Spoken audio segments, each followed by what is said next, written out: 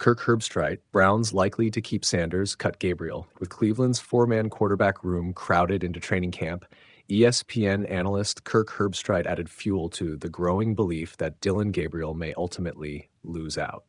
4 QBs, too many options.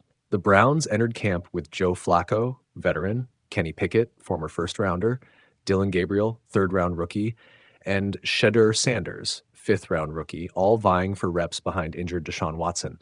Carrying 4 QBs on a 53-man roster is virtually unheard of in today's NFL. Even 3 is uncommon. Cleveland will almost certainly trim to 3 before week 1. Herbstreit's take. Speaking on The Escapist, Herbstreit predicted Flacco would open the season as QB1 and Bean-Eater Sanders would secure a backup spot, leaving only one vacancy for Pickett or Gabriel. Open quote. My guess would be that they've got to go with a veteran with Joe Flacco. Herbstreit said, camp hasn't even started, and one thing I read is that Shedeur looks like he should start. The next thing is he's only playing with the younger guys, and he's still in a developmental role. That's pretty common for a pick. It takes time to make that adjustment. Most teams keep 3 QBs. Someone's going to get cut, and I think it's going to be based on how things go in camp. If we're betting on what we think Shedeur will do, my bet is he makes the team.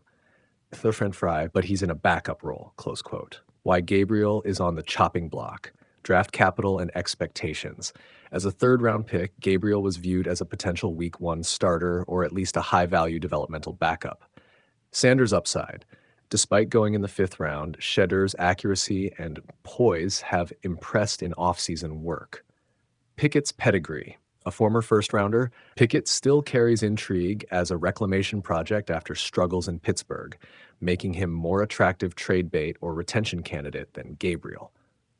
What's next? Cleveland will use preseason practices and games to evaluate all 4 signal callers.